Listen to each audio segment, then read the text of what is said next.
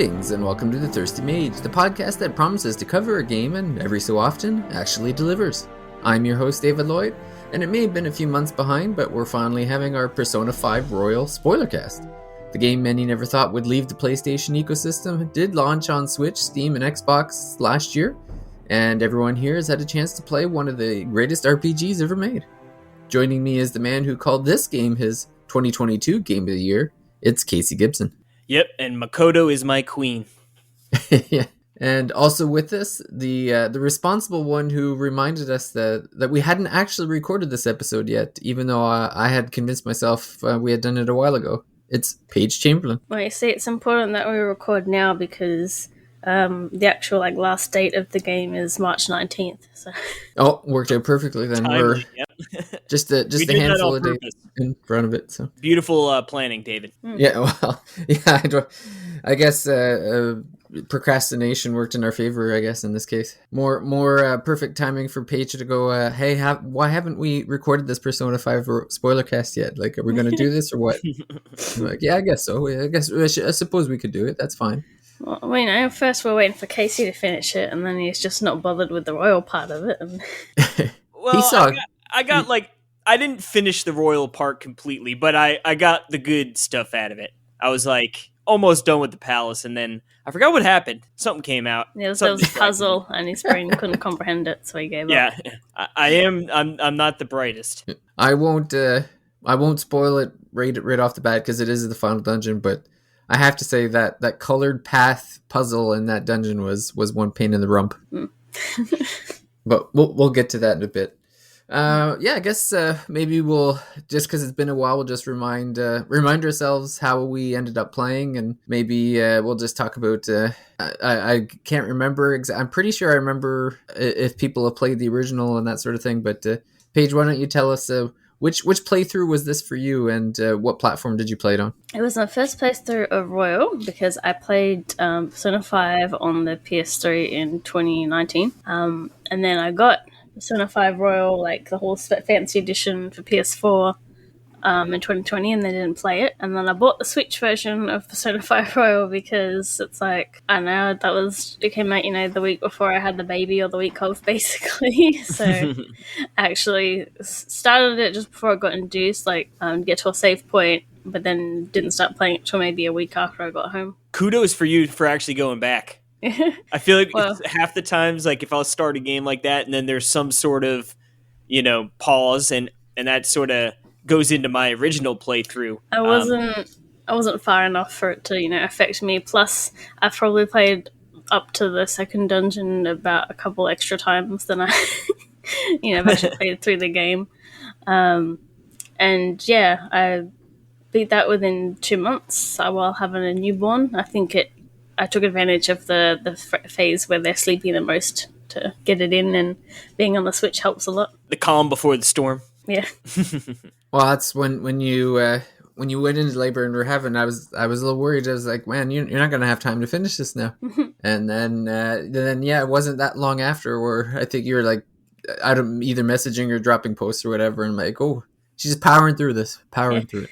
Well, I even said, because I've done the first bit of the game a couple times, I think my time is a bit shorter because I did some cutscene skipping, so the first early scenes and some of the early social links. Yeah, I think after you've played it a couple times, getting through the social link stuff and is a lot easier. It's when you have a firm understanding of having some couple playthroughs to go through to get a real good breakdown of how everything works. You can get through it pretty quick, so that's good. And how about you, Casey? I know this was you said you got partway through the first one, and then this was your first full playthrough. Yep, that's correct. Yeah, I picked it up back when it came out on the PS4, and I got the collector's edition, and I was really enjoying it. And I got up to the second or third palace, and then PAX East rolled around. And then it was one of those I went to PAX, but then we came back, and then it was probably editing or writing or something, and getting back to work and everything. And then at some point it was too long. The gap had been too long, and it sort of fell by the wayside. And I actually have a similar situation with Dragon Quest 11 that I do want to go back and play at some point. But it's like I got far enough that it was like, oh, like I don't want to restart it, but then also like I'm hazy, and then you know what I mean. I'm going to be sort of feel like I just got dropped in the middle of this ginormous game. So yeah, I never got back to it, and I'd always wanted to. Because I really love Persona in general. I really enjoyed 3 and 4 a lot. So yeah, when it came out in the PS5, and I figured, why the heck not? We'll take advantage of it. I think you were playing it, and it was one of those. I was like, man, maybe do I want to get this? And then I was like, I got some other games to play, and then on a whim, I was like, screw it. And then I was a little worried, like, oh man, I hope I don't regret this in terms of playing it and just falling off because other stuff. But yeah, it hooked me in this time, and my however many hour playthrough made it through, and what a game. Yeah, for me, I think it was 2018 when I played the original version on PS4. I remember getting it. I don't think it was too long after it came out. It was long enough where it's like, man, everyone's talking about this game. I got to play this. And it was my first Persona game. I'd never played one before and got blown away, and ended up going.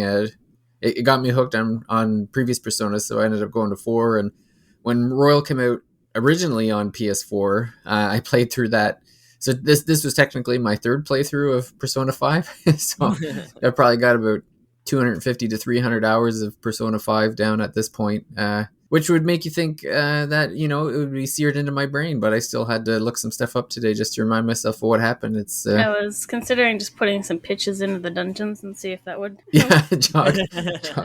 You know what I remember more, because I actually listen to it like daily, is the soundtrack.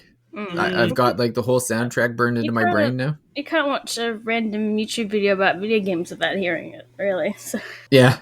Honestly, the music might be the best part of the game, and that's, I feel like it's tough to say because everything's really good, but man, the music is unbelievable. Yeah, like it's and especially it's funny because when I was like making a playlist, I was making up a playlist for YouTube Music, and so I'm like adding songs in, and I'm looking at I was just choosing them one by one, and as I'm looking at the list, I'd actually chosen, I think, like the first 3 songs I picked were actually ones that were added for Royal specifically. So I'm like, man, they really they didn't add a bunch of garbage. Like they added some good hits. Yeah.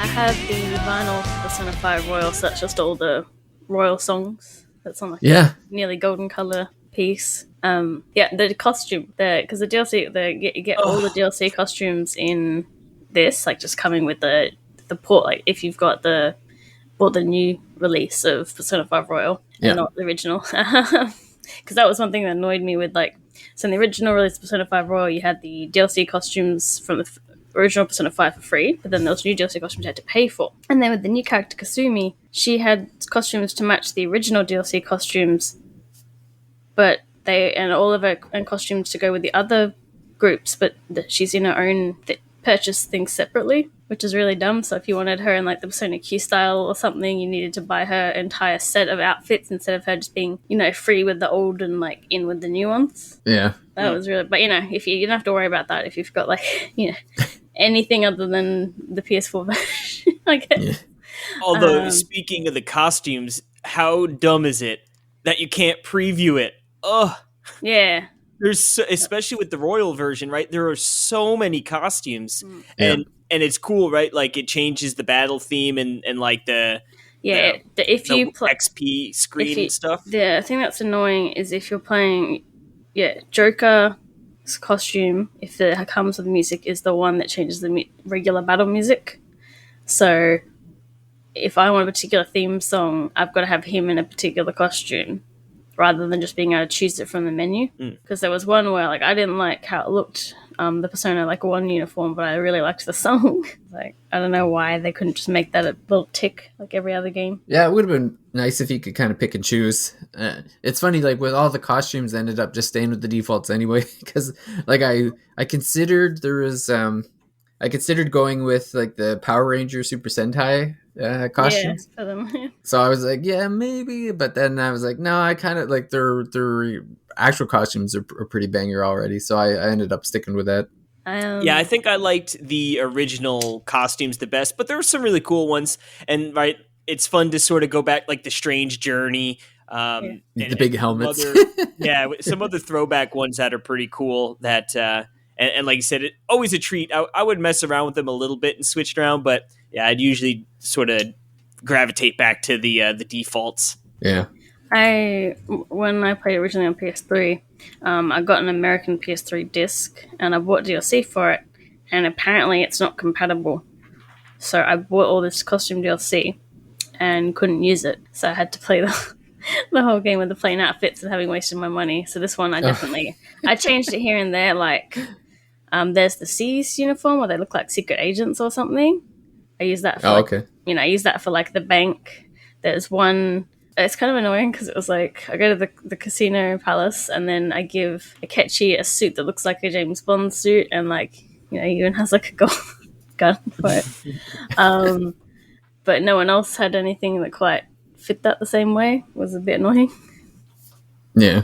Like their suits were all like butler suits or something. Yeah, there's some pretty funny ones in there. Yeah, I guess I didn't say. So I ended up. It was one of the first. It might have been the first Steam Deck game I actually played. Now that I think about it, it's been that long. It feels like I got my Steam Deck an eternity ago, but it wasn't actually that long. And I'm pretty sure Persona 5 Royal was one of the first ones. Well, technically, Trails in the Sky was the first one that I actually started to play, just so I could say that Trails in the Sky was the first game. But the first game I actually completed was Persona 5 Royal. So yeah, it's a lot of neat stuff there. But I guess we could probably start going through the game itself. Like I said, this is a spoiler cast, so if you came here not wanting to hear spoilers, I got some bad news for you, because we're gonna spoil the crap out of this game. And I guess maybe we could just start right off the bat with so there's a new intro movie for the game itself that has one of those songs that I was talking about that I've actually got on my playlist. It was probably, like I said, I think it was the second song I ended up picking for the playlist. I think it's Colors Flying High is the new song by Lynn. And yeah, it plays through the intro, and it has this kind of like neat... it's like the Phantom Thieves walking through Tokyo and like destroying. It's almost like they're kaiju, like destroying all the buildings with like baseball bats and stuff, which is pretty funny. And then it kind of shows off Kasumi doing like ballet and stuff in the rain, and and then it hits the game, and so the game pretty much plays for the most part through like the story up until like the final boss is pretty much the same, with some changes here and there. But the kind of like intro to the game itself is adds in the Phantom Thief Kasumi as well. So it starts. The story kind of starts halfway through the story, where it's Joker, and again, anyone who's played, Joker running through the casino and getting captured, and then the interrogation. But right before the capture, when Joker's running through the casino, there's a section where there's kind of like a little tutorial area where you fight 3 enemies, and it just kind of introduces you to the combat system, and that's when so in the original game it was just Joker, obviously, but in this Royal one, this is when we actually meet Kasumi in Phantom Thief form. I don't believe any names are dropped at that point. Like I think it's just a mystery. Yeah, I don't even think like her code name gets used or anything. It's just they're like, who's that? Well, I don't know. And then the two of them kind of talk together like they know each other, and then she helps you defeat the enemies, and then you don't see her again until she pops up as Kasumi when he goes to school. But yeah, it just gives you a little taste of how she's going to play in that opening introductory section. Yeah, and I really like it her was- with her suit, the palaces and stuff. Her Phantom Thief costume. Yep. Yeah, it's pretty solid design. I thought it was funny there because I just killed those guys straight away, so I didn't even get to see what her persona's like. The Element? persona didn't even Element, get to you come know, out. Paige was Yeah. too good at the game. Yeah, Well, you get I punished ju- for being too I good. just played it on normal. I think when I first got Persona 5 Raw, I tried to play it on hard, and I was just like, this is too much. And then later on, I learned that hard is actually the hardest difficulty because of something to do with the Merciless, where the technical system that they've added, like, it does way more damage. So hard, like yeah. So it's not hard, it's really hard. Yeah, so yeah, it's like hard is harder than the one that's above it, actually, because you don't get that extra damage bonuses for dealing with weaknesses. Oh man, that would be tough then. Yeah. Wow. Yeah. Yeah. No, thank you. Yeah. I like Persona 5, but I don't like it that much. Yeah. Yeah. Anything? I guess that kind of leads into. So I guess the whole point of the story is, Joker's. I don't know where Joker is. Because they make it seem like he's not from that area. Like. Yeah. He's in like his hometown or something, right? Yeah, and for whatever reason, this rich businessman is drunkenly walking through the streets of his backwater country town, pushing women around apparently, and and ends up getting sued. And then Joker's like absentee parents decide to send him to a stranger's house in the city because that makes sense. Yeah. Let's put him around more people. That'll do him good. Yeah. Who's this Sujiro guy? I don't know. He seems all right. He's gonna stick our old guy. Yeah. He's gonna stick our kid in a dust-ridden attic above a cafe. I'm sure it's fine. And I do appreciate he doesn't even like really do anything. He's like, yeah, you can go up there and fix it up. Yeah. Yeah. Like he got the call at 4:00. He's like, yeah, he's on the way. Like, oh, okay. Yeah. No bed, no nothing. I don't think. I Did he? like Did he even have? With the premise of these, where it's just like some kid gets passed off to relatives, or in this case, like a friend of the family somehow, and it's Yeah. No, Even the does friend he of the get- family part was loose. he gets paid for it though, doesn't he? This Yeah, I think that's why he was doing it. It was for the money. you're like a foster kid. He doesn't. And I appreciate that he doesn't even let you live in his house, which is right down the road. It's like, no. You're going to Yeah. live in the attic above my cafe. Yeah.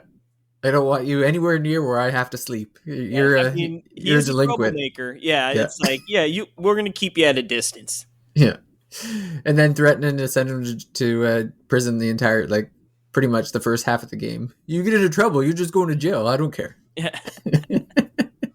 Throw you out of here so fast and make your head spin. Yeah, he's like, I don't even really want you here, man. Just, Yeah. it is what it is, I'm doing a favor to your absentee parents that I kind of barely know. Yeah, that I tangentially know. Yeah. Yeah. Hey, people do strange things for the almighty dollar. Yeah. But that leads into the first dungeon. So when Joker goes to school for the first time, poor guy didn't even get to go on his first, one full day. He, lands in the.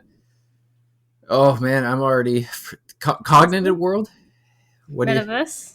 Metaverse. That's it. I'm like, what's going on? I don't know. Yeah. Cognitive world has a nice ring to it. Yeah. Yeah. So, and then he actually meets the palace leader in real life before, when he's like, waiting in the rain, and the gym teacher is hitting on Anne. Trying to pick up Anne, yeah. Or Yeah. on. And then Lady on- just lady on. casually, yeah, it's like, do you want to ride too? Okay, no, good. Yeah. Deuces. Yeah, he's like, you don't have a short skirt on. Get away from me. Yeah, that's right. You don't look like a good wingman. I'm on my way. They do a good job, yeah. I mean, obviously, right, it's a video game. They're going to make the evil guys sort of stick out. But yeah, they, right off the bat, right, it's, all right, there's something fishy with this guy. You get to the school, and it's sort of like, oh, he's the star volleyball coach. He's bringing us to, I was going to say bringing us to state, but obviously that's more of an American term, I guess. But right, bringing us to the championship. Yeah. The he's the guy, but you could already tell, this guy's sort of a slime ball. Yeah, it's like he's a pedophile, but he's a great coach. Yeah. But it's like, oh man, it's yeah. Oh, they would never do that in real life, but man, there are a lot of sleazeballs in spots of power, right? So Yeah.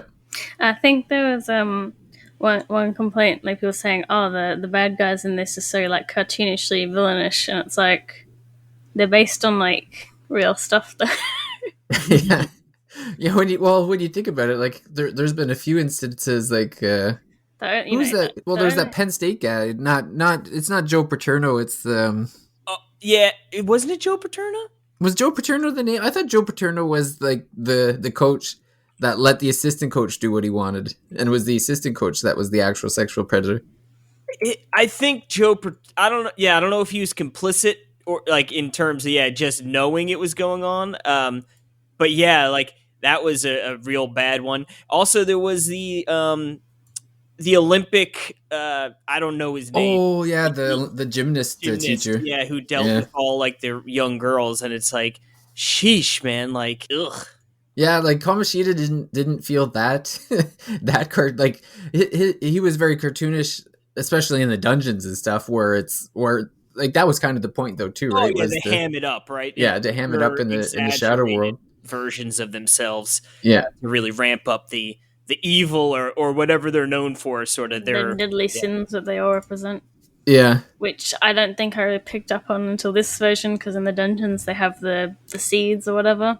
Yeah, and then you get an item, and then it's like this of lust and this of that, and those items are really useful. Oh, they're so overpowered. I skipped the first one, and then after that, I made sure I was like, no, I'm going to make sure I get all of these. And I thought they were like, I mean, usually in RPG, any game really, right? Like I'm usually checking every nook and cranny if I'm into the game, right? Like I'm not just trying to blow through it. So I found all of them pretty good, but I did go back and grind out that first one in the Mementos, but I really liked finding those, and those rooms look super cool. Oh my goodness, I loved it.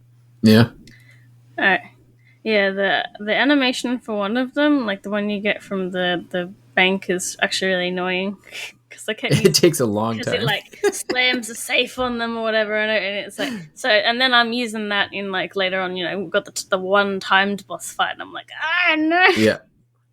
Oh yeah, I use that all the time. Actually, that one. Yeah. And I really it was a long animation, but man, like just the safe like coming down, it like was really satisfying to use, in my opinion.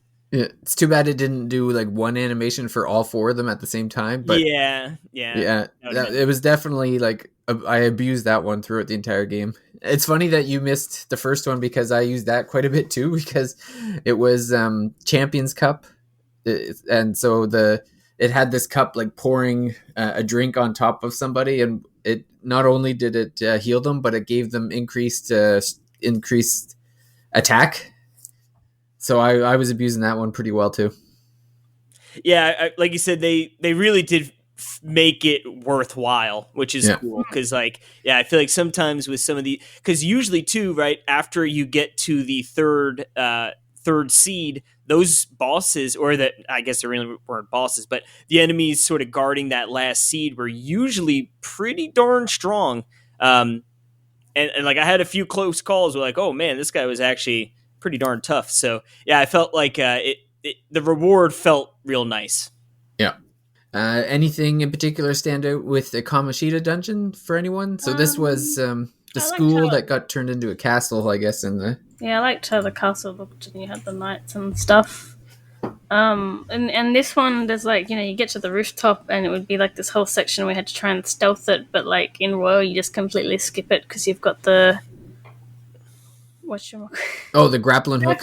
Yeah. Like the thingy-majig. yeah. Just go over it. And that's like, I had to look up where some of the seeds are, because like I feel like the one that's around the tower is the easiest to miss, to be honest. I think so too. Yeah. That would make sense, because like I said, I might have looked up a seed location throughout the game, but most of them I found pretty organically. Except, like I said, in Kamoshida's, I definitely didn't get that. So there was actually two that were pretty well hidden, because in that dungeon in particular, because there was the one that you talked about, Paige, when you're on the top, when you're outside, It's like you have to use the grappling hook to go like around the castle. It's kind of on the side, and you have to kind of jump up and then jump down and then go through a window to get to the seed. And then the last one with the boss that you have to defeat is in like an elevator that you wouldn't use otherwise. Like, Oh, I swear I've seen that elevator before, though. I think it was in like the first game, Yeah. but there wasn't a seed down there previously. Like, I think there might have been like a chest or something in the first game, but I don't think you need to go down that elevator to progress in the game though. Like, you still have to. It's kind of still taking it you. was like an extra, I think. Yeah. Might have been to unlock a shortcut. I can't remember, but Yeah. I think the one on the tower I definitely missed. I was like, how do I even see that really? Yeah. And then I had to look up where one was in the bank because I couldn't. Like, I could tell it was there, but I couldn't figure out how to get to it. Oh, You know, yeah, like, with all that I spinning. don't know, Morgana's or whatever. It's like, oh, there's a seed nearby, and you can sort of hear it, and I'm just like, where is it? But where? Yeah. Yeah, So I really like the first palace. I think it set the tone right of the game. You sort of get in there. It's like, oh, okay. Like you said, everything's sort of, exaggerated, at least from like the main or main antagonist of the palace, but also, right, like going through and seeing the different dungeon cells and then like seeing the students sort of being like just tortured, right? Like, oh, they're playing volleyball, but they're like getting like just abused and stuff. And I think it sort of sets the tone for the game. Like, okay, like this, it is going to explore some sort of dark themes. And, Persona always sort of does that. And then, but also has like the sort of bubbly, like characters and stuff too. So I like the contrast between the two. But yeah, honestly, one of my favorite, not my favorite by far, but one of my, the ones I enjoyed most was the first palace here. Yeah, he was probably one of the better villains. I also love that His outfit. He's in his underwear and he has hairy legs. Yeah. Oh yeah. Yeah. It's one thing to have him in the underwear with a cape with like hearts on the cape or whatever, but to add in the hairy legs was just hilarious to me. A nice touch. Yeah. And it kind of offset like I love the awakenings in Persona 5, like that scene where they're getting like pissed off and the persona explodes out of them and stuff. So we get treated to 3 in the first palace, and it's always funny to see like Kamoshida, like you have this like guy who's getting like blasted away by the wind, but he's like in his underwear with the cape flapping in the breeze and stuff. And I just like, it's a serious moment, but I still like was laughing through a couple of them, which is funny. And I mean, yeah, like even Anne's there where she, they got her like strapped up on the thing, and then the shadow Anne comes out and is like kind of all over him. I'm like, man, they're really like they're going full tilt. They're not taking it easy. They're just going for it, Like yeah, they're going for. They're not holding punches. Yeah. Well, it's pretty dark themes because it's also about like someone tries to commit suicide. The kids are clearly being abused, and the adults don't care. Yeah. Yeah, it's really like the whole game, right? Is just sort of like adults suck and they're all horrible. Yeah. Sets the tone. It's like a great tone setting dungeon, really. I know people have complained that it takes a while to get into Persona 5, but I don't know, I just felt like you couldn't have done better. Like that was the dungeon was a great setup for the game, I think. Yep. And then especially from anyone that has played a previous Persona, right, where all the dungeons in previous games have sort of been, procedurally generated, where this one, right, these are really handcrafted, and it just shows like, like, oh Purposeful, my goodness. Because in old Persona games, right, I would almost feel like it felt like two very separate things, and it still does to an extent, right? Like there's like, hey, when I'm doing the social links, talking to people, versus like, oh, when I'm going into dungeons. But in previous ones, it'd almost be like, oh, okay, we're going into dungeons. Like it's grind time, baby. And like I could like turn on the TV or something, if I was playing on the Vita, right? And it's like, okay, I'm going to be going around just killing enemies, battling. And then eventually I'll get up to a boss fight, and then maybe I can, sort of shift the focus more. But with the palaces, it really, they kept your intention pretty good. Like, you're engaged and you're finding out these different puzzles, and then, yeah, you're looking for the seeds, and it just to me the handcrafted nature felt really good. And this is coming from a person I don't mind the randomly generated ones, like that's like I still enjoy that style of gameplay, but this they really ramped it up, and now having like such crafted and awesome dungeons, like absolutely like don't want to go back. Yeah. And Kamoshida as the boss, like when it gets into the boss fight, it felt like again, like this was my third time playing it, so maybe my viewpoint's a little skewed, but I felt like they had made the boss fight a bit easier against Kamoshida compared to just the original game. And there's one addition where they made is they have Shadow Shiho and Shadow Mishima come in to like give him. I think they bring him like a volleyball or something to shoot at you, as an attack. Like that wasn't that wasn't in the first game, so it was neat that they I didn't think they'd make many like small changes like that, but it just made it that much neater of a boss battle. Like to have those again, just adding these little details that just made it a little more interesting. And one of the big things that, like, I'm not going to sit here and pretend that I remembered that wasn't part of the battle the first time I played it. But one thing that they changed that I felt like it was a huge difference, and I absolutely loved it, was being able to use the guns every battle, right? Yes. Yeah. Initially, you'd go in and you'd have, 6 shots. Yeah, one magazine worth of shots. And it'd be like, it felt like oh crap. Or like, oh, I know this enemy's weak to, bullet attacks. Like, okay, I'm just going to use everyone's on this to end it. And then, it's gone. But yeah, now that you can sort of use that all the time. And honestly, to me, using the guns felt super satisfying. Just like it felt like a real nice attack to use. And if you like do the kids confidant, you can like randomly start a battle by just shooting everyone, pointing their guns and shooting at the enemy. Well, and I think his that kid's max rank lets you use a gun on anyone. Like it doesn't matter even if they're have a nullifier to guns, it doesn't like it gets taken away. Like you can shoot anybody. Yeah, I remember doing the customizing stuff a lot and then forgetting, like, oh, why is this character burnt or something? That's because I've added burn to the gun and things like that. I think I liked Haru's the best because it's just a grenade launch. Yeah. Yeah. I always like Joker's, just good old-fashioned handgun. Yeah. Yeah, so I guess that takes us into the second dungeon, which I think... Was anyone else really hard on Yusuke until like you learnt why he was being? Yeah, well, he was being a bit of a jerk. Yeah, he's an interesting cat. I tell you what. Yeah, he's one of my favorites. My other favorite bit is the when gets dressed to be painted. And she goes with like 40 layers, t-shirts on and sweaters. Like, have you gained weight or something? Yeah. That's so good.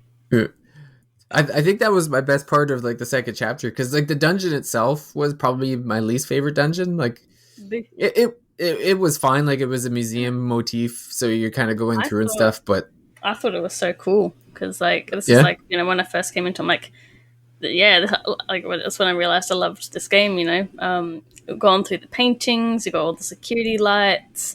And especially at the end where they're setting up to like turn off the lights at the right time to sneak on a hook, and I'm like, yeah, this is Phantom Thief stuff. This is like, all right, I'm gonna do this, you're gonna do this, that, and then like, it all comes together. I fell for the, there's like the painting of a hole on the ground, and I was like, oh.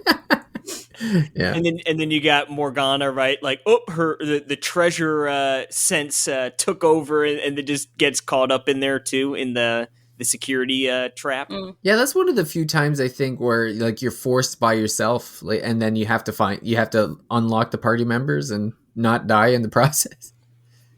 Yeah. This was like I said, I like this one a bunch too. I thought definitely, right, like the first one, right, you're in the castle, it's cool, but yeah, this one felt like you were more of an infiltration instead. Like, I mean, I know you were sort of breaking into the castle and all that stuff too, but like Paige said, with like the fact, there's more heist style. Security system and all this. Definitely a nice follow up, and oh, to get like that, oh, what a jerk. Matarambe. I mean, like I know, like Komashita. I guess really, when you compare the two, bigger jerk for sure. Don't Poor know. creep. He might have a slightly higher number of victims because of his age, though.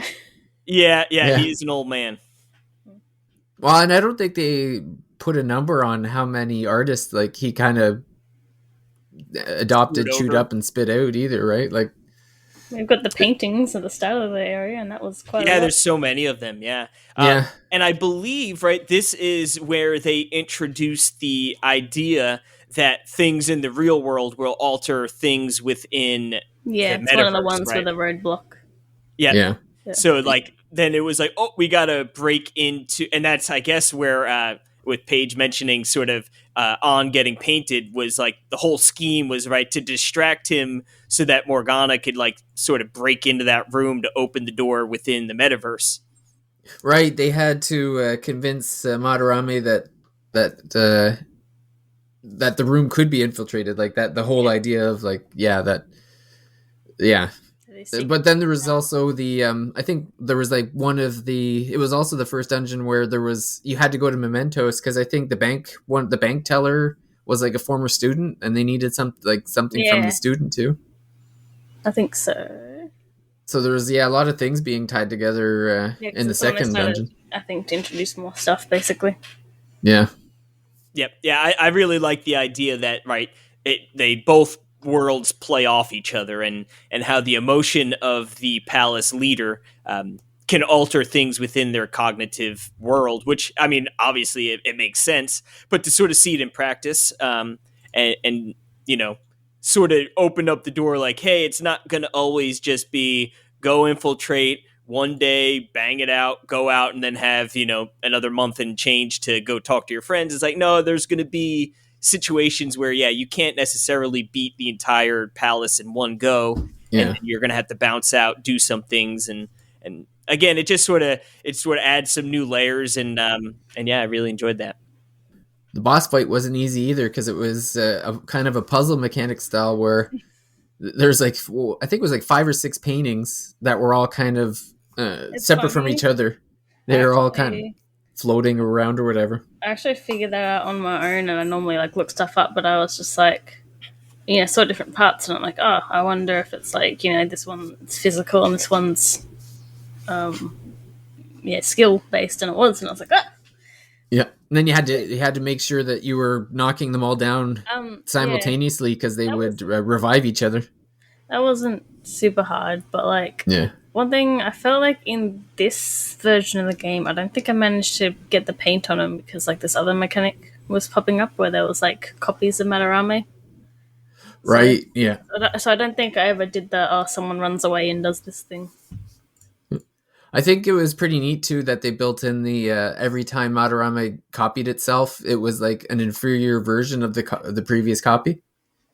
And it made the boss like that. That's basically how the boss battle ended. Is like it would start hard and then got easier as you went because every time you knocked out one of the bad guys, he would come back that like half of his health or something like that. So it's a pretty neat setup. Like the designers, it's incredible how much thought went into the everything. Basically, like everything is just so detailed. But that brings us to. I believe the third dungeon is the Kaneshiro dungeon. The little gang leader, little weasel. Well, he's a fly and he's boss fight. Yeah. Oh god. Although what's her face Makoto goes off the deep end to get into it, right? Like my favorite awakening for sure. Yeah. When she just busts in and like, oh my goodness. Yeah. Like, what are you doing, girl? Like, you're gonna get yourself killed. Yeah. But yeah. Right, yeah, so this is Flying Bank? Yeah. That's right, yep. Makoto's my girl, so this was I always like this one as well. Palace theme's really good too.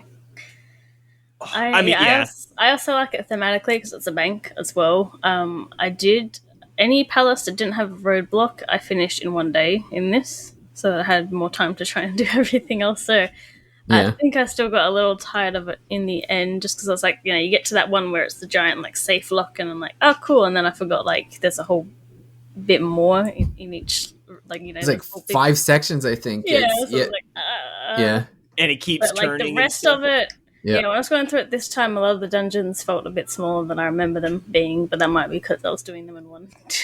Now, the one thing about that final section though is if you wanted to cheat and look up the codes online to skip the majority of that final part, you could just look up the codes. Could you? Yeah, like the codes are always the same. Like they're the same words.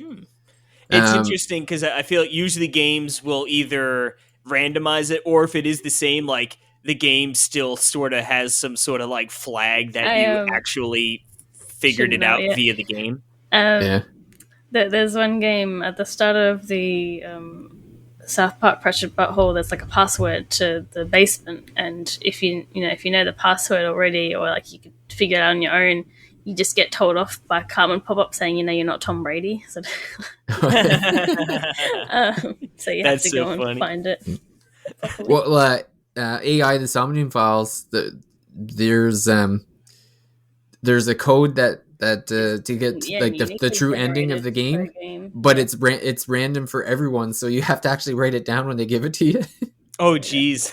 Yeah. That's awesome. I like this one. I really like that last section where, you're figuring out the codes, and then, you see the entire room sliding and like opening the path. It looks cool. Yeah, looks cool. And like Paige said, thematically, right? Like you're breaking into a bank. Like what's more Phantom Thieves than that, Yeah. And being able to kill that dirty fly boy when you get to him. Did anyone pay for that room that you had to pay entry for? I did. Yeah. And it's just a shortcut, right? Yeah. And the worst part was I had already cleared all the way around, and I was like, I wonder if it does anything, And I just got rope-a-doped into spending the money. I didn't. I looked it up, but I was just like, I didn't like not having the map completely filled. Yeah. And for me, it's like in a game like this, I pretty much I don't run from battles because honestly, and I'm sure after we sort of run through all this, I don't know if we're going to touch on the battle system. Well, they respawn a lot less in this version, which was very helpful in another. Oh, really? Dungeon. Yeah, I don't know. In a particular dungeon, there was a bit, where there's like 2 layers to the rooms, and like they used to spawn each time you went up and down, but they fixed that thankfully. So. Yeah. Oh yeah.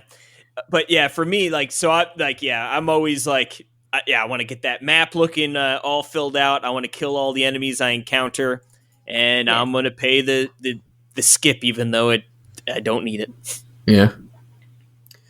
The next dungeon it was a pretty neat dungeon too. The factory style. Oh, I'm skipping. You're right. Pyramid. Yeah, pyramid. Yeah. This might have been the best. Potentially the best theme song for a dungeon. I don't know what you guys think. The puzzles weren't as hard this time around as I remember them being.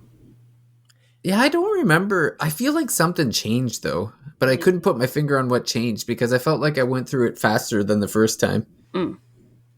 I feel like arguably this could be one of the best dungeons in the game. I like that it's like you can see the path to the ending originally, and then it's like locked, and then so it's all like one just in the middle, one corridor. Yeah, and then you got to just go to the sides to unlock the next section. A safe room. I liked that part.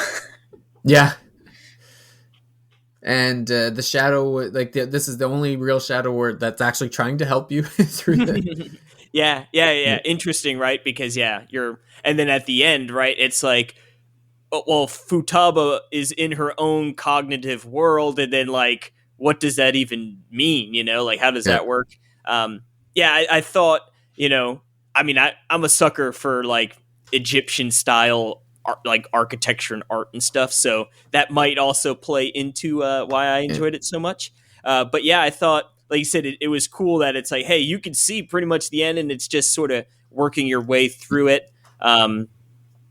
But again, this is actually where I had beaten this one in my original run, and then that's where I stopped. Yeah. So I guess this is more or less halfway through the game, give or take. But But yeah, another really cool layout. Like you said, I thought was sort of cool. How it was just like, yep, you can So see it, just get there. yeah, some of my favorite cutscenes are in this dungeon too. The one where they're driving, yeah. in the car and there's no air conditioning, and They're peeping over. Yeah, they're peeping over, and then On just slugs them all. That was pretty hilarious. And then when they're like when the pyramid's falling apart and they're like running down the pyramid and stuff, like it's just, like there was some comedic gold in that dungeon. Yeah, I liked the sort of slide puzzles too, right? That to sort of see the different pictures that would unlock the next spot. I thought was sort of pretty cool. Nothing was too difficult, but Yeah, they sort of showed little motifs of what's going on there, which was nice. Trying to I think like what it else. story wise, like it's about, like you said, it's like she's not a villain, she's someone that is like sort of trapped in this mindset that she needs to break free from, so she asks for help to get out of that. And they basically have to fight this image she has of like her mother to break free. yeah. The image that wasn't even like necessarily hers, like it was like embedded, like it was twisted thought. Yeah, with the adults telling her like this is what she was, and it was kind of going against her memories of her mother, so it was really confusing. Yeah, it was like, implanted in there, and like you said, the fact that it wasn't just a bad guy, right? So it's like we'd already at that point had 3 dungeons where it's like, oh, go beat the bad guy. Sort of shakes it up a little bit, breaks the formula, and and then obviously then you get Futaba, which I know is a fan favorite out there. Yep. Well, and then her social link is continuing that story of her trying to break out and not be shut in the tomb. Yep, and then that's also gets some really cool moments when you got to break into her house, right? And it's like you're like back in the real world, that is, and trying to like sort of get her to open the door, and then it's all like, what do you? We're breaking into the house too, and Yusuke breaking her Power Ranger figurines. I love that. That was hilarious. So I guess the next dungeon is the factory style with the what's it? The burger place. Why am I blanking on the burger? Fukumura? Big Bang Burger. Big Bang Burger. Big Bang yeah, Burger, that's it. Where it's all like spaceship themed. I didn't actually hate the dungeon. No, the dungeon was good. It didn't feel, I guess because I sort of knew the enemies too, so I knew that this guy reflects physical or whatever. Yeah. And I knew how to do with Mothman this time, because just like when I went into Mothman in the original, I didn't try my gun because I guess you have unlimited bullets in that one too, and that's the only thing it was weak to. So I'm literally using like every element on him and like, why? And whereas this is just go. Oh, I hated that boss though, man. That was the awful bad boss part because it's timed, and that's when I turned the difficulty from normal to merciless, because 3 times damage when you get technical weakness. Oh yeah.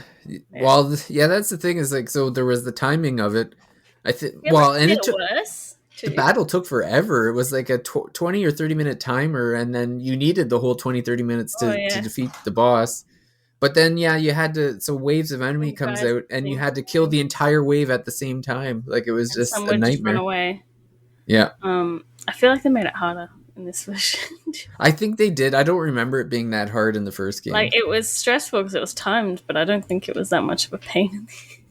No. Yeah, I don't think the timer was ever really a factor. It was just so frustrating. This was probably the only time in this game that I would I didn't like rage quit, but I was actually pissed off. Like, are you kidding me? They were damage sponges. Like it was insane. Like when you got to like the 3rd or 4th wave, like the fat robots, like they would just soak up the attack and then just run away. Like it was so frustrating.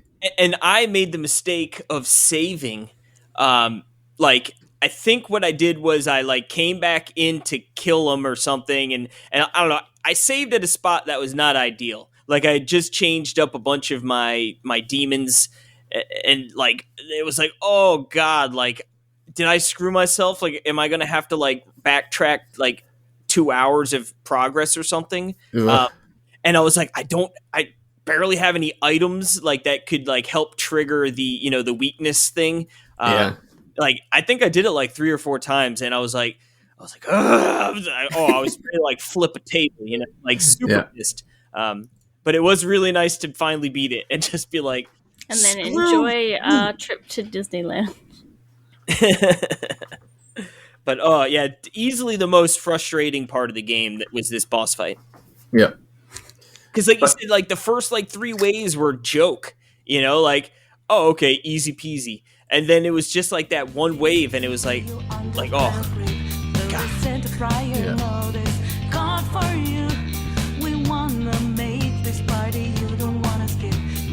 Be a show to remember. Take over, stop to put you down.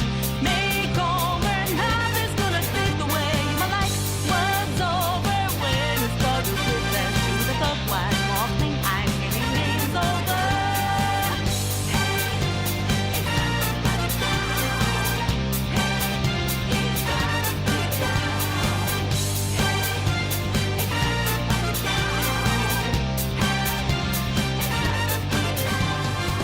But once that was complete, you got a treat, because the next one was the Nijima dungeon, and maybe my favorite, and not just because of Sai and Sai Shadow. Also good thematically, in the casino. Like I said, I dressed up with because that's what the dungeon where we get Akechi. And he was in his little Bond outfit, and then he would do like the random shot, and it was like, yeah. So I think it's where we catch up to the real time, right? It's as well. we had been seeing all the interrogation up until that point. We're not in a flashback to the end of this. Yeah. Yeah, no, again, casino, super cool to be pulling off a heist in. Like it felt good to get up to quote unquote present day or close to it, right? Yeah. And then I think we'd be remiss to not talk about Shadow Najima. Like, yeah, I felt like, well, this is the one where I said I wasted an entire day, because in the original playthrough, I was like, got to save room, and there was another photograph, and I'm like, nah, I'll do it the next day. And then it was a cognitive block, and I'm like, ah! So this time, obviously, I didn't have that problem, but yeah, just an entire day wasted. I felt like the boss fight was easier this time. I think it was the easiest boss fight in the game. Yeah, like she changes into this really creepy, almost Bioshock looking thing, and yeah, and it's only really like because that first phase, like as long as you, I do like the roulette wheel. It's really awesome though. It looks awesome. Yeah, like if you hit the roulette wheel on the first go, you're pretty much like taking out the first phase of her, and then the second phase really isn't that long. So I think probably that's the best boss arena in the game. Yeah, I would say this one might be the best palace, right? Like, it was my favorite. Like there was lots of colors and there was lots of things to look at. Like the puzzles were pretty neat. It was funny. Like a casino in general is cool, right? Yeah, like the idea, right? It's like, ooh, like. And then the whole cutscene at the end where he gets caught by the police, and then kind of goes into the he whole breaks the glass too. Like he looks like such a G. They even made comments too, eh? Like, oh, what a show off. Yeah. And then all of a sudden it's like, nope. Yeah, he gets the butt of a rifle in the face. Man, that must hurt so bad. I'm forgetting, because it's like, so that's one where I'm forgetting like what happens immediately next, because we go to the Shido dungeon. But I was just like, I like the bit where because there's a bit where the trader reveals himself to you really early on, and you can pick up on it, but none of the characters seem to. But then they reveal that they actually did, and they've had this plan the whole time. Yeah, which is pretty elaborate plan. Yeah, it was it is. It was a cool plan, and it was also cool that that it was that they did actually pick up on the other person messing up as well. Because I was just like, but guys, what are you doing? Yeah.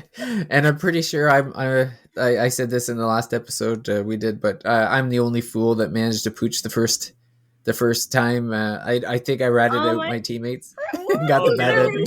You literally get told like repeatedly, like look out for your friend. Remember what's important to you. Do the right thing. Look out for your friends. If And you're there's just one like, thing, nah. yeah. David's like, the All most right. important thing is me. That's All right, right. guys. No bank heist with David. Yeah. Trust me. Yeah. Sai's like, if we cooperate, well, you know, we'll figure it out. We'll get a bargain. I'm like, sweet, give me that plea bargain. Get me out of here. Yeah. You, I you just wanna forgot, go you home. forgot to And role. then all it got me was a bullet in the head. You forgot Yeah. to role play as the hero. Yeah, that's right. You're just acting as yourself. Well, that's one way to beat the game quick. yeah. If I you're can't cool with getting the remember. absolute worst ending There was ever. a comment where Yeah. like some person had said, "Oh, the game finished so early," and like the date they said, everyone's just like, "You got one of the bad endings." Yeah. Can you imagine like someone there is absolutely someone out there in the world who like chose that the game was over and they're like, all right, Persona 5 was just okay. Yeah. The ending was a little dark, but you know, Yeah. what do you, I can't believe they just killed the main guy like that. Yeah. All right, well, I guess I'll go play something else. Yeah. One of the few video games where the villain is the winner. Yeah. Yeah, but that's it's funny in our notes. I completely forgot there was another dungeon, the Shido Yeah, I dungeon. just saw you writing. I'm thinking about it, and I'm looking at the notes, and I'm going, We're missing something here. "There's something missing here." There was another dungeon. I don't remember going from Sai right into the final dungeon. That doesn't make any sense. So pretty neat dungeon though. In the end, I like love how it looks like the boat, and it's like just floating above this flooded Japan. the cutscene is awesome. I like the music.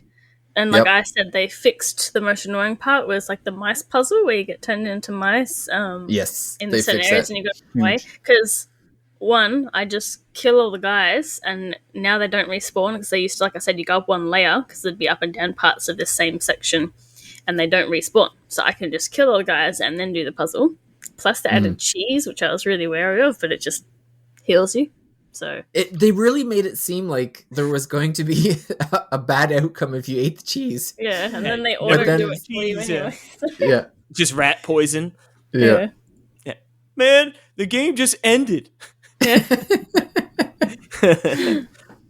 But yeah, no, it was definitely super cool. Yeah, just see the big boat just sailing on Although through. Yeah. apparently wearing the swimsuit DLC doesn't get you past the swimsuit section where you have to get changed. Missed opportunity. Yeah. Yeah. But I also liked the mafia guy. He was pretty funny. Yeah, that was fun. Yeah. Then Yosuke's like, I don't want to make a tattoo for this guy. Yeah. I liked breaking into the room and stuff. So like going from the outside. This is where the story actually starts to make a difference from Royal though, basically. Or just after Yeah. it, really. Well, this is Because where the you story- find out if you're going to get the true ending or not, too, right? What do you mean? Well, because you have to have Akechi. I think you have to have up to either 8. I think it's 8 or 9, something like that. Yeah, Levels because in the going into this one. original, Akechi was just like a story progressed social link, whereas this one you have to actually hang out with him. Yeah, And then- you have to get him which to was a attend little bit to get problem the because I true was like, ending. I can't, like, he won't hang out, but he's right there, and it's because he's also like, it's like you get up to a certain point and then it's locked till a certain date. Yeah. as well. Oh, I'm I pretty was sure it's 8. stressing. I was stressing. I was like, why can't I hang out with this son Yeah, of a gun? I Like, know. I Yeah. do I get I remember, yeah, you asked me, I think, Casey, you're like, I can't get him past 8. What did I do wrong? And I'm like, no, you're good. Yeah, and I was like, but all right, I've got like, because right, you need his, you need the counselors, and you need Katsumi. yeah, redhead, yeah, Yeah. Kasumi. You need those 3 progress to a certain point. So I got the first 2 done, and yeah, I was just waiting for him, and I was like, God, I really don't want to screw this up. Yeah, I think I referenced to David like at least 3 or 4 times. Like, am I good, dude? Please. Yeah. But because I'm pretty sure the fight with Akechi is mostly the same. Like maybe there's mechanic wise, but in the original, where it appears that he's died, that's it. You don't see him anymore. Yeah. Whereas, Well, in this one, it appears that he survived because it's you do the dungeon, you beat Shido, and then I think that's when the play. I don't know, because like you're free, but aside, No, come in. I don't think Akechi's. So yeah, you beat the Shido dungeon, and then the true villain reveals themselves in the Velvet Room. I mean, just like in the original game, you don't see anything of Oh. Akechi after that, right? No, I Whereas- think Akechi's. That's it for the yeah, rest he's of the game. like, you know, as far as we know, he's just dead. Yeah. And it's That's not till- wild. Whereas in that change, like, you know, and you notice it's different because a bit later when Sai's like, I need you to turn yourself in so we can prosecute Shido, basically, because he's still, despite confessing and everything, he's still, you know, not being punished, basically. Yeah. And then Akechi offers to take your place. I'm like, that just doesn't happen. Yeah. Although Shido boss fight, I liked that. I didn't. I was kind of worried about when it's just Joker, just because like I don't think they do checkpoints, and it wasn't a hard fight, but it was a long fight. Yes. Yeah. So I didn't want to do it again. But I had my bestie, the paper guy, whatever his name is, and he doesn't take any physical damage. Oh, yep, I know exactly who you're talking about. Yep. I had him the whole game, and he was very useful that fight. Real quick, to aside from the palaces, when you guys are fusing demons and stuff, do you have any sort of strategy?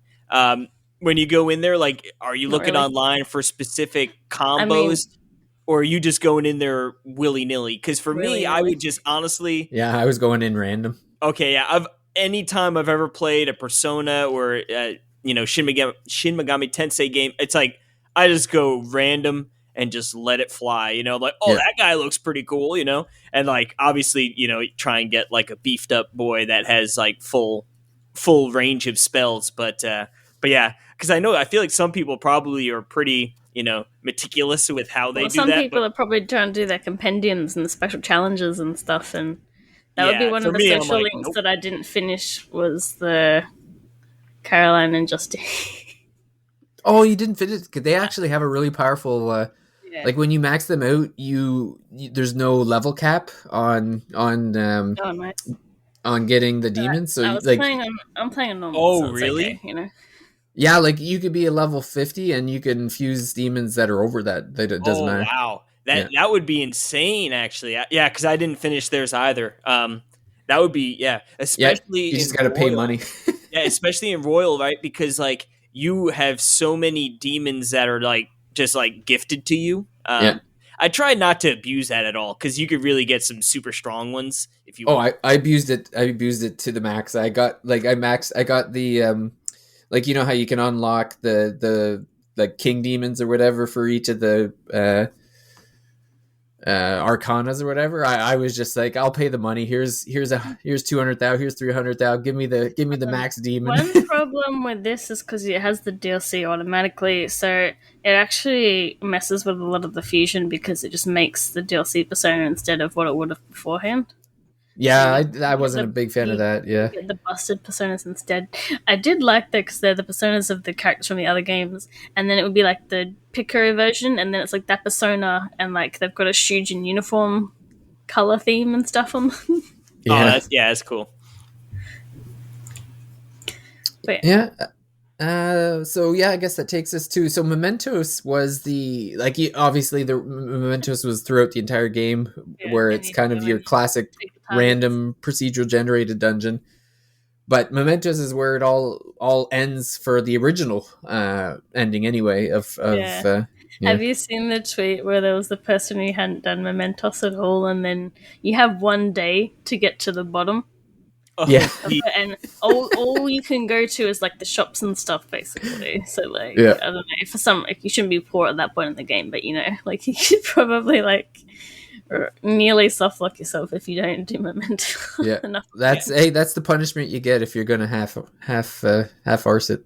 that's like me in Torna Golden Country is where I got rope-a-doped. I didn't touch any side quests. But no, I liked Mementos. I would always, pretty much the first chance after I beat a palace, I would go in there and clear my way down to Yeah, the I would area. wait until like the next thing. I wait till I get targets basically, so I could do it one Yeah, one maybe ship that's what I mostly. did. Yeah, like, Which where I I think- could like do the boss or whatever. There were some social links I didn't really finish because I needed to like do the Mementos, and then I'm waiting for other Like the goat more than Tay. one target and stuff, and I'm just like, ah. Yeah.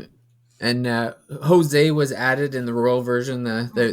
He was not in the original, and really serves no purpose other than to turn the seeds into those ultra powerful moves. That's pretty much like the only thing I use Jose for. I guess they also sort of, right? I mean, I guess it gave you an extra little, right? Because you would collect the flowers while you were downing mementos, and you could trade those in for. I mean, if you'd missed Like healing and buffs and stuff. yeah, if you missed any seeds, you could buy the seeds down there, but they're real expensive.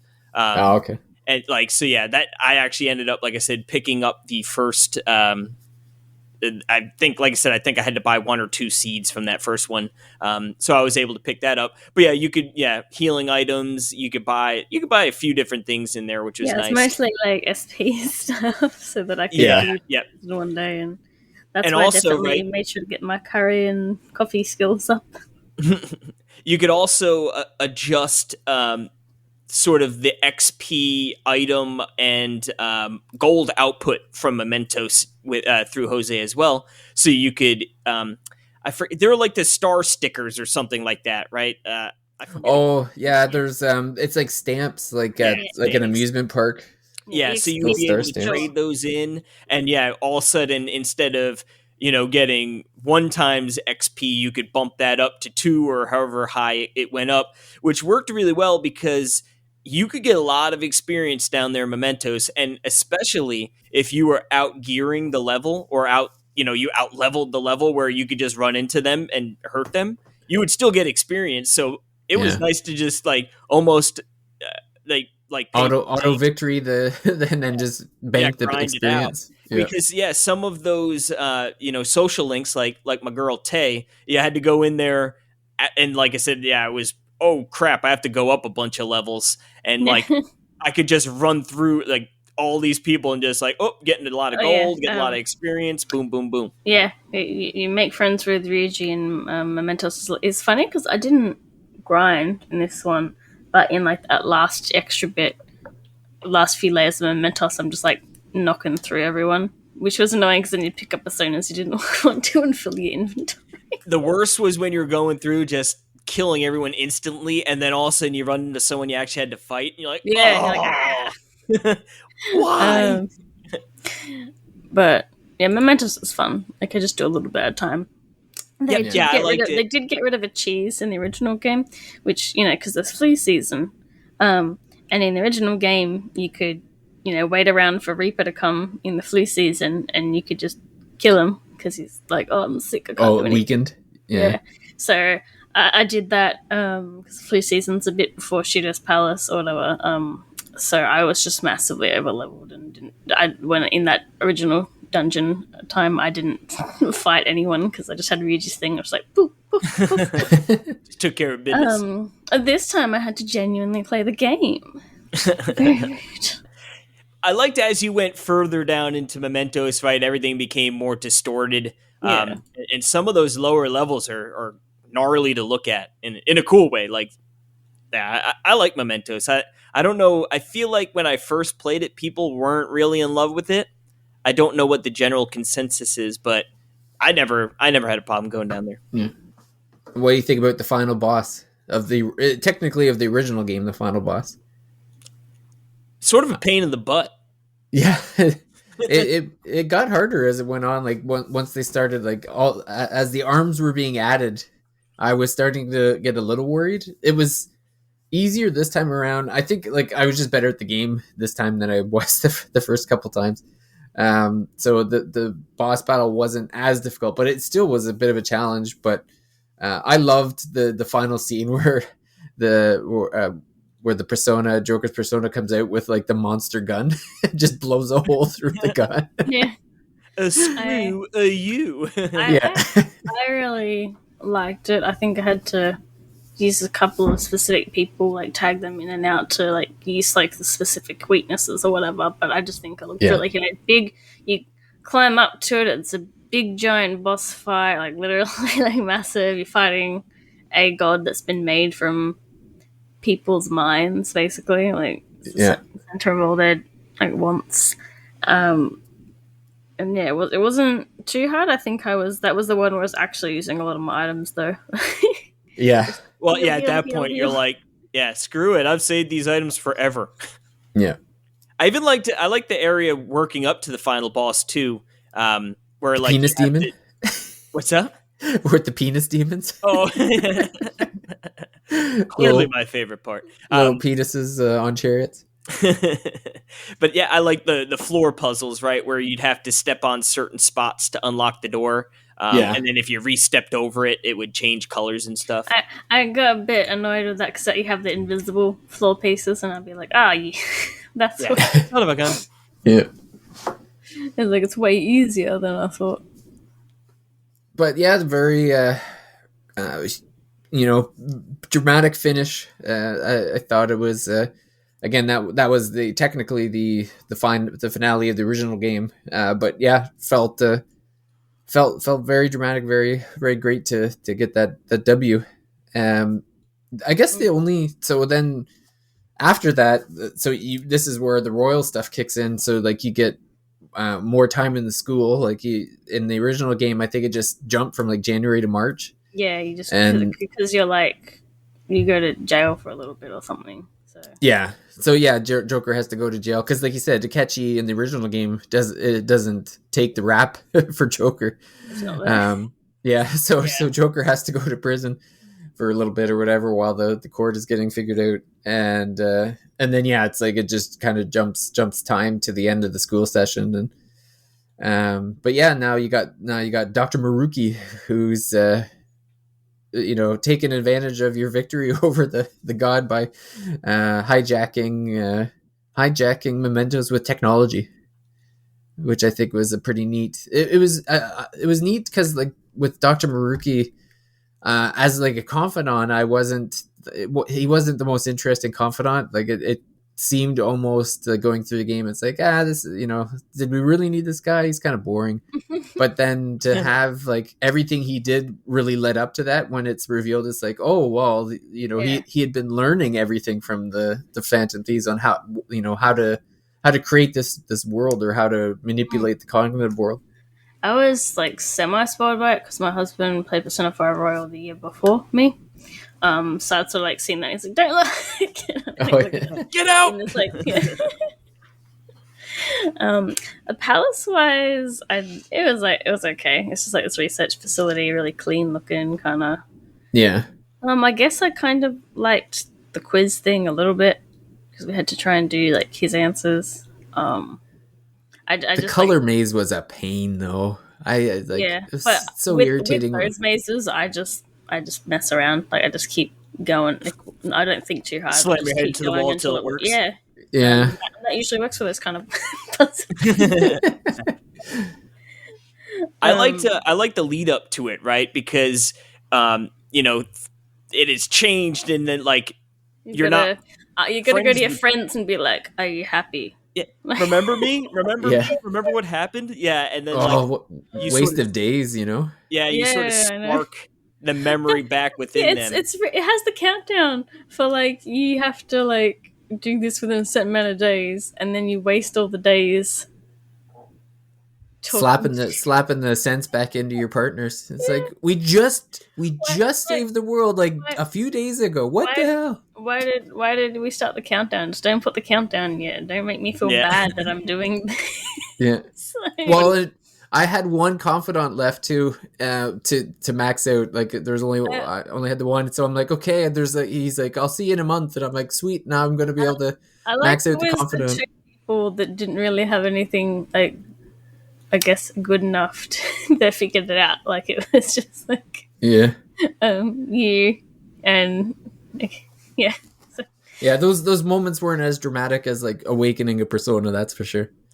although I gotta I guess the I was going to say, reveal. in the original one, does Morgana get a human form? No, this is No. because that is entirely like the cognitive world is in the real world, and people are getting their desires. So there's no human Morgana sleeping on you.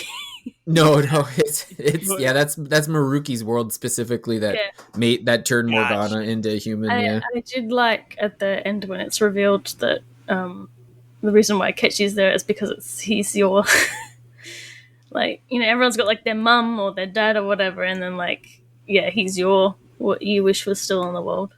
yeah, Your guardian. yeah. No, But I love their like, the other people are dead, and so in the original was Yeah. Takechi. So like he's only here because of Maruki's cognitive world, and it's revealed that. So like, you know, when you go to fight Maruki, that means you're gonna kill Akechi again. You know? Yeah, well, and Akechi knows it too. Like, Yeah. there's that moment where Akechi's like, oh, I knew this was going to happen. I don't care. I want to mess that guy up. See, No 'cause major loss. I didn't like him until like the final dungeon. This new thing, basically, like not even the social Yeah. links. I was like, this guy's a dumb jerk. Like, Yeah. but, like I guess I just like because he's more unhinged in this dungeon, and Yeah. he's like, yeah, heck this guy. I'll Yeah. die to prove him wrong. Yeah, that's right. If I win, I'll die as long as I win. Yeah. I love their joint attack too, where it's like just him going insane. Yeah. With it's like him and Joker. Like, I think they're like jumping together on like a rooftop or something, and it ends with him like clawing at the screen or whatever. I love that, and that's new to the game, to Royal too. Like they obviously we didn't have that. Yeah. Yeah. Well, it's funny because I didn't see any showtimes my first time around. And then I believe you told me, right, they introduced those way earlier in, No, there was in the no Royal version? showtime. No, there was no show times in the first game. Oh, really? Okay. Yeah. I thought maybe they just got like introduced later or something. No. They were that's a Royal edition as They're well. also pretty busted too sometimes when they pop. up. Yes, they were they were. So good. I love them. Like, Yeah. This game, Super this, cool. this version of the game is a lot easier. Yeah. And my favorite showtime Change the was boss fights, but it's still easier. Makoto and Haru's wrestling. That's the best That one, was my yeah. favorite for sure. Especially like you give them the different outfits, and some of them work with that really good. Yeah. Um, And then I guess like the new ending or the true final ending or whatever, where you fight like the big boss. It was gave me a great. hint for that because you're saying like although it was finite, so I realized I just needed to punch up the persona. Yeah. Like I didn't need to leave Maruki alone. Like, because if I beat up his persona, then problems. Yeah. So I was like, oh, it's wait. Like I nearly died from Symbia, and I was like, no, because like everyone else was dead, and then Joker's like got a status effect, so I can't move. And Joker's not allowed to die in any of the fights, or the whole fight's over. Yeah. So I very nearly did lose, and I was like, ooh, It was a tougher battle. yeah. Yeah. Because I just, like, again, it was more just like the time investment. I'm like, I don't want to do this again. Like, I know what I'm doing. I figured it Yeah. out. But yeah, that was all right. And then it goes into this another big dramatic fight. And it was funny because, like, again, these don't have checkpoints and stuff as far as I know. So I looked it up because I was really worried about losing it and having to do that whole thing again. You don't Yeah. even need to look up what to do. Like, it's No, it was it's just way like- easier than the first. Like the first part of the yeah. boss was harder than the second. you have to be trying to lose that bit. I think it's like a set piece, really. Yeah, I think so. yeah. It's all right, but yeah. And then the punch up at the end is funny. I Yeah. like that. Oh, the cutscene is hilarious. Where they, I love when Morgana turns into a helicopter, and then Yeah. everyone's squished inside, and they're like, "Thanks for turning into a helicopter, but you couldn't have made yourself a little bit bigger." What did you think of his motivations as a villain? Antagonist, I guess, not villain. But I mean, it made sense. Story. Like, yeah, like the backstory. I thought the backstory made sense. it can be It- pretty like compelling because it's like we can say it's not Yeah. the real world, but he's making it the real world. So like, what's the difference, really? Yeah. So I thought it was an interesting perspective. Like it was definitely, it kind of turned the game around in a sense where it's like, well, why not just make the cognitive world the real world? Like, what's wrong with that? Like, I like that that kind of it made sense But with the way the game I went. think it also 'Cause it's still not- ties into the original theme, because the original theme's about like free will, and like you're fighting that god, and he's like people are surrendering their free will to him, like in Mementos. Yeah, so it, That's yeah, the it's, same thing, because he's like, Yeah. you get that, but you're losing your ability to determine your own actions, and then again, you're doing like the deadly sins thing, and biblically, like the first thing humans do is like get free will, which in that Yeah. in that is seen as a negative for some reason, but yeah. that the right to self determination is removed in that ideal world. Yeah, because inherently, right? Like, it's not like he's doing it to be evil, right, or No. anything to that extent. Obviously, like, yeah, when you go talk to your friends, like, they're all in like really good spots, right? Like, Yeah. Yeah. like people who had passed away are alive, and they've got good relationships, and like, yeah, the desires have been fulfilled. But yeah, knowing that it's not real, right? Like, and plus, like, you need the trials and tribulations. You need that the bad makes the good even better, right? So And I think you get a little bit in the palace as well, where some people are like, or some you get like just random characters you don't know saying stuff like, "Well, I wanted to be this, but ended up, doing this completely other things, and that turned out to be great for me," kind of thing. Where it's just like they've given up on their original dreams because it doesn't fit in the ideal world where they're the most happy. But Mhm. they're Yeah. more happy by not following their dreams. But yeah, like it does. I did kind of just prefer the original ending. I'm like, whereas like in this, it makes your original ending not count. Like you're not. It's like, Well, yeah, that's the only downside is that like Yeah. I remember when I played the original Persona 5, like that ending was like epic. Mm. And then this time it just felt like they're like, psych doesn't really count. yeah, like it's not the real ending, so it kind of takes away the drama and all the build up, yeah. But yeah, it's like, what price do you pay for his Eden, basically, and that's like the cool Eden thing you have at the end. Yeah, I'm Area. almost curious if they could have put Maruki, like, if they had just flipped it and had Maruki before the final Mementos. I don't know if that would have worked or not, but or even it just worked in the Mementos Yeah, like just make it together, but together at the beginning, and then after you defeat Maruki, then it's the Holy Grail after that or something. I don't know. Also, like, because Maruki wasn't really a villain per se, so you're like That's your what I final said. fight's not really a villain. Like, Yeah. well, yeah, Yeah. you're like at the end just punching a friend, like you're like, cut Yeah. it. It's not like it's not like like the Cloud and Get it Sephiroth together, ending man. or whatever, right? Where like you have this epic battle between like these two forces and good triumphs over evil. It's like, no, you got this guy who was good and he was trying to do good things, just it wasn't You've got He's got your good philosophy intentions. versus good his. intentions. Yeah.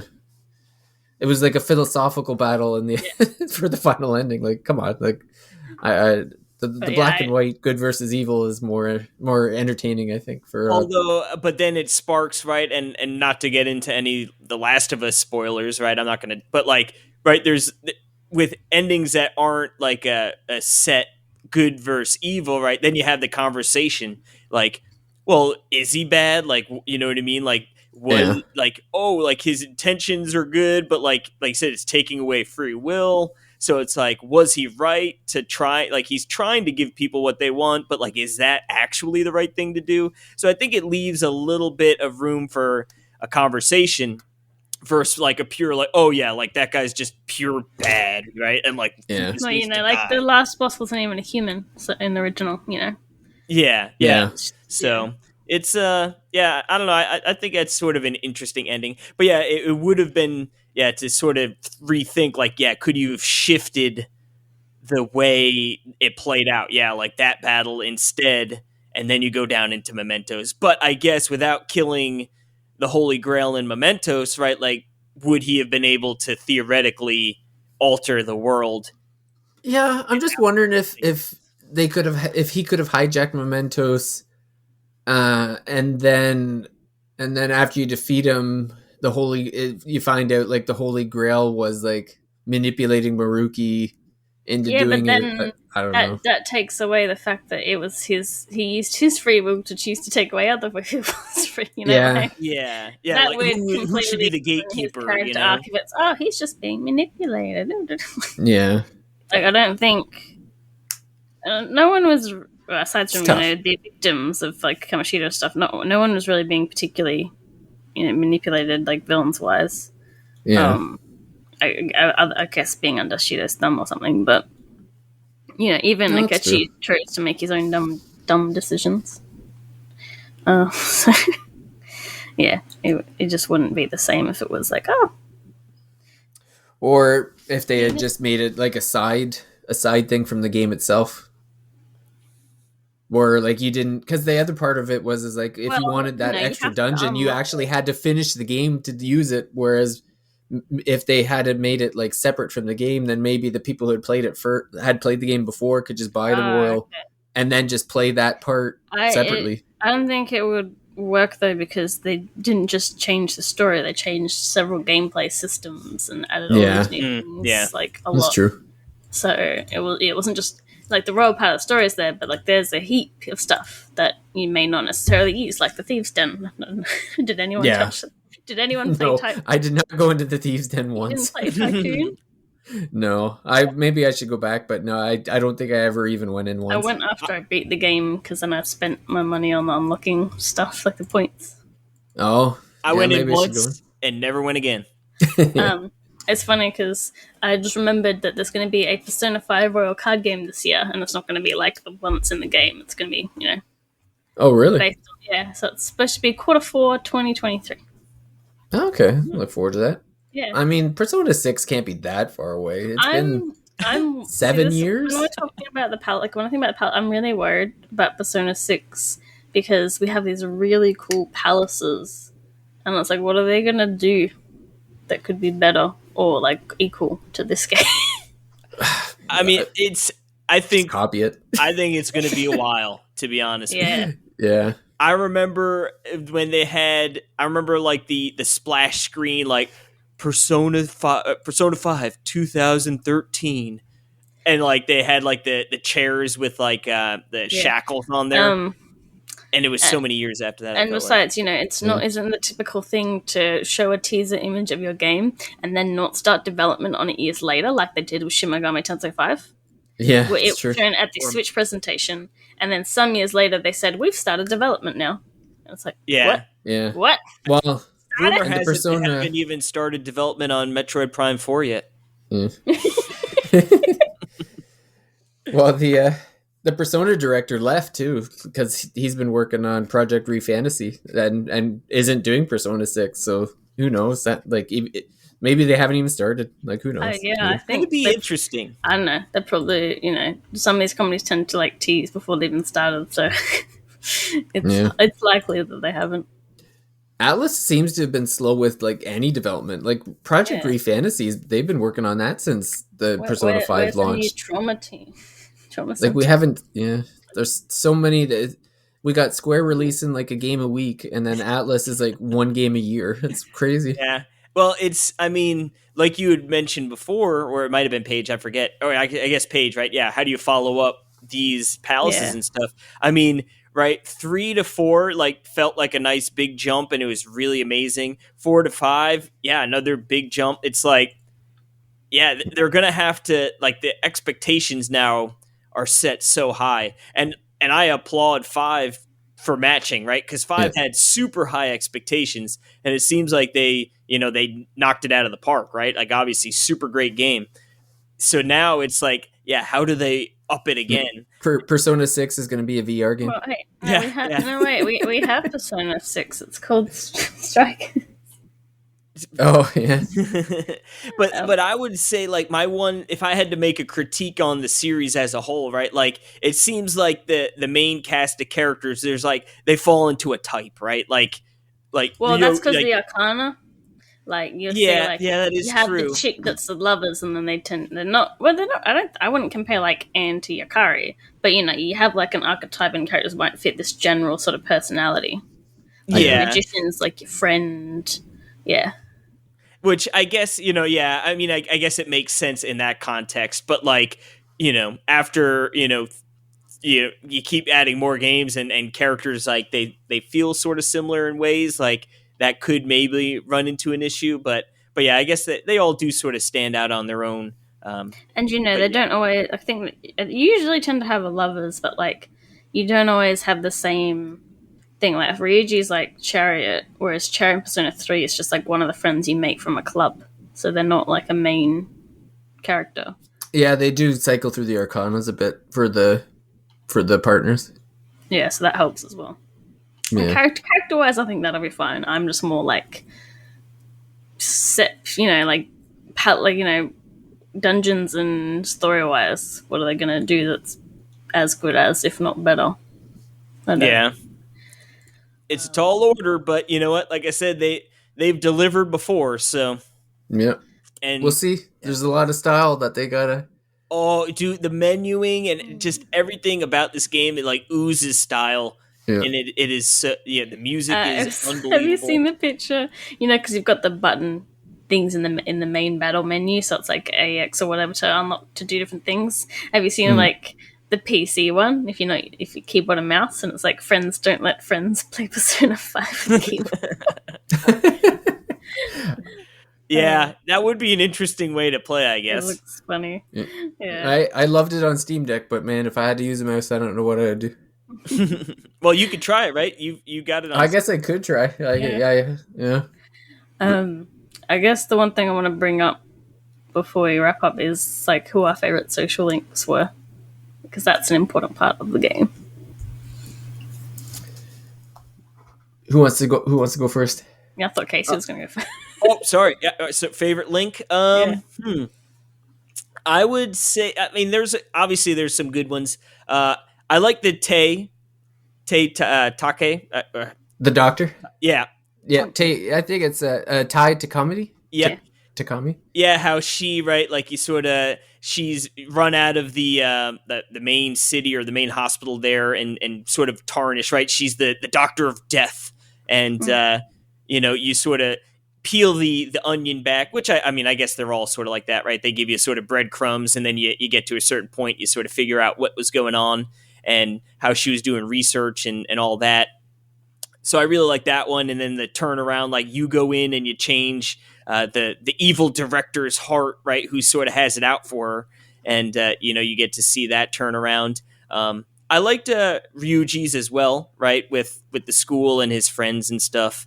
But yeah, I think Tay's my top. Ryuji was like one of the ones I did straight away, like because I focused on the first one. I did not max Futaba this time because the one had was waiting for more momentous things, but I made sure to focus on all the Phantom Thieves because I did not touch Haru or Makoto pretty much in my original, like nothing. Monster. And I was like, I need so I focused on all the combat Phantom Thieves, but then I still went through a lot of the others. But yeah, definitely Ryuji's like you said, because it's I feel like he gets some really proper character development, whereas someone like Ann's just whatever, and Makoto's just whatever. Use case is all right. About the queen. Use case is all right, except I hate what he did to the painting. I liked it how it originally looked, so I don't like it. But definitely, Tai Takemi and Iwai, I think, were the more interesting ones.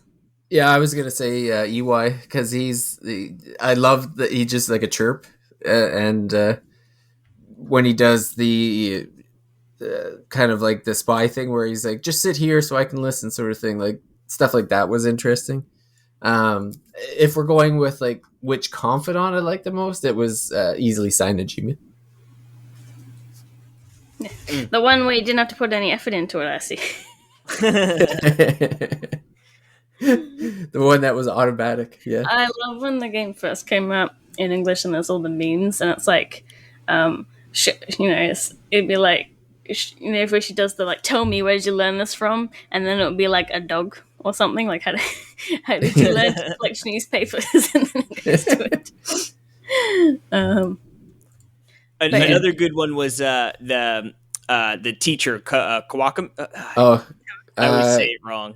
I kind of felt some Kawakami. yeah, it was Kawakami, interesting. that's it. Yeah, It was something like definitely interesting, and yeah, it was like always about people being held back by different things, whether it was like out of their Although- control, or sometimes like it was these people, but like say with Yeah. Ryuichiro Kawakami, it was also sort of just their personal, like they're getting in their own way, really. So that Yeah. makes it more interesting. I ended up dating her for this one. Like I dated a lot of chicks, but like she was like the one I went on the dates with because I managed to get it just before the Hawaii thing. And She's it's a top funny. three It's for so me in funny terms 'cause of the it's like, dates. Kamoshida bad, Kawakami. Like, she's not doing this, like, you know, she's not abusing students and doing all this, but she's still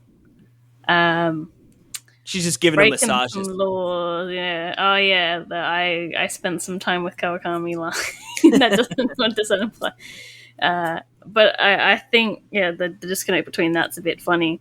But I also think it's like good to have some of the adult romances because, you know, there'll be plenty of adults playing this game and they might be like, Not want to Oh, date a I'm- high schooler. yeah, I'm not interested in these girls. Yeah, like Futaba. She's too young for you, bruh. Even though I think she's the same age, more She's or less. 1 right? year Maybe- younger. Yeah, 1 year younger. I think. But I guess mentally she seems way younger because like Yeah, a lot just of people being awkward see and her socially more awkward. as like the little sister because you got that little family thing. 'Cause, Yeah. Yeah. Yeah, I guess for me, yeah, Tay was the one that I dated first. Then Makoto is the ultimate. She's the top dog. And then, but I did like the teacher as well. But it was really a 2-girl fight between. Yeah. It was Makoto funny. and Tay. My husband picked Kasumi and only dated her. He's like calling me like a whore, like picking on the girls. But like, he's like, I'm Fine. loyal. I'm loyal. She's like the canon girl of this one, and I was like, Well, if you cra- at least she's you both had crazy. She's the same literally crazy. a That's- throuple in the making. You know, like we didn't Technically, I guess. we didn't really talk about her, but it was like, yeah, I was just like, you know, find out like her thing of like she's deluded herself into thinking she's her sister that she feels that she's responsible for the death of because, you know, she was having a bit of a grump and running away and like nearly got run over, so her sister sacrificed herself, which is interesting, but I was just like, Yeah, felt like interesting, but the felt Maruki was the more Yeah. interesting it was really storyline. connected Yeah. to his in him Yeah. doing that. I definitely feel bad for her grief and that, you know, that would be like on her for like ever. But it was a very interesting reaction to Yeah, like I have to. Yeah, she couldn't be like I have to fulfill our dreams as me. It was like I have to be her specifically, and I was like, okay. Yeah, Yeah. definitely a little strange. Yeah. Well, maybe her red hair is actually just a red flag to stay away. But I actually got a figure of her for him for a present, and it's really nice looking. Oh, that's good. Yeah. I also made sure that I'm wearing my Persona 5. I'll call them flip flops since we're having a mostly American audience probably for this. Oh, what would they be? Sandals, I guess. No, thongs. Yeah. Oh, thong. Yeah, right. Yeah. Yeah, I've heard them called thong flip flops, but yeah, not just Yeah. straight up thongs. Yeah, we call them thongs, like, you know, plural, but like that has a different connotation elsewhere. And it's the same thing, like, you know, Yes. we'd call erasers rubbers. Because you rub Right. up the words. Like, Well, yeah. Yeah, you don't want to. but then don't wanna- that annoyed me because the kids would be like, it means this, and I'm like, it means this in a different country. Don't worry. Yeah. Don't worry about what they think. Well, that seems like the perfect place to end the. Yeah, you can even chop in the thong song for Yeah. it. We're going off the rails now, so it might be a good time to end. Yeah, I guess that's our Persona 5 spoiler cast. Nice to put a bow on the experience because, like I said, it was amazing to have Persona 5 on every platform. You know, it's Yeah. one of the best games ever made. I All think those- so. those- It's All those port bags. It's so funny though because Joker got in Smash, then a spin-off game got in the Switch, and Yeah. then we get Persona 5. Yeah, I was like, Yeah. it has to be coming, right? Right? Yeah, right. Yeah. It's nice to talk about it too because it's definitely a game you want to talk about to people. yeah. Yeah. Yeah, I mean, like David said, I mean, it could be it's an all-time great, like an absolute all-time great. And like I said, I think what's just most impressive is it had such high expectations, and it just met and exceeded them all. I think I anyone I've ever talked to has loved the game. I mean, I had a friend I played WoW with, and he's he's a multiplayer kind of guy, and he's like, Persona 5 is like one of my favorite games. Like, I just started playing. He's like, I didn't realize there'd be so much text and stuff, but like, oh my god, it's unbelievable. Yeah. But yeah, I don't think I've ever heard anyone talk like, yeah, that game sucks, or oh, it's okay, but this, and this are what makes it bad, Yeah. So pretty impressive. I've heard one person that didn't like it, but I'm not going to call him out. Was it Jordan? No. We'd have to kick him off. It was he. Yeah. Yeah. I was going to say, I can deal with him liking Octopath Stink Traveler, but like, yeah, if he didn't like Persona 5, friendship ended. Fine. Yeah. We'll have to replace him with someone called Porden. Oh man. Well, this is the other thing too. Is this has been one of the longest episodes in years for us. I think. I don't think we've anticipated broken 90 we were minutes in a gonna long talk time. About like the whole, story beat by beat. So Yeah. No, I think. We had a great episode tonight. Anything you guys want to plug? Anything? I've done a few videos recently. On my channel page, G Guys. I did the collection one that's been linked. I did a video on why Atelier is the best cozy game series, because that's not really talked about when people say cozy or wholesome games. And I did a video on Paranormal Sight, where you just want to skip a little bit if you're actually interested in playing it, because I complained about one puzzle and it kind of spoils a mechanic. But Oh, okay. yeah, so I've done a few. Cool. Yeah, so that's page G Guy on YouTube. And Casey, you're still Talk Nintendo podcast, still going strong. Yep, still chipping away every week. What we can actually date this. Aaron Rodgers going to be a New York Jet, so that's exciting. Yeah, I saw that. Yeah, real excited. Oh, you should have heard the primal scream I let out in the car when that news came across. It's not official yet, though. It's the trade hasn't been made, so it's happening. It's happening. Yeah, that's what he says. Yeah, I like when you imagine the trades and you just imagine like it's kids passing around like cards or something. Yeah, yeah. Give me one Aaron Rodgers, please. Okay, here he is. And then I guess upcoming probably within a week or two. I guess I don't know exactly. I guess this goes out this week probably, but probably within a week or two. Right, we'll have some Townsman VR impressions or review type thing here on the Thirsty Mage. So that'll be exciting as well. Yep. Great. Yeah, it'll be fun to see the PSVR 2 and all its glory. I know I reviewed the original Townsman, and it's one of like the most watched videos we have on our YouTube channel right now. So it'll be good to have that follow up. Yeah, like I said, it looks pretty cool. So I'm excited to get in there and see what it's all about. Yep.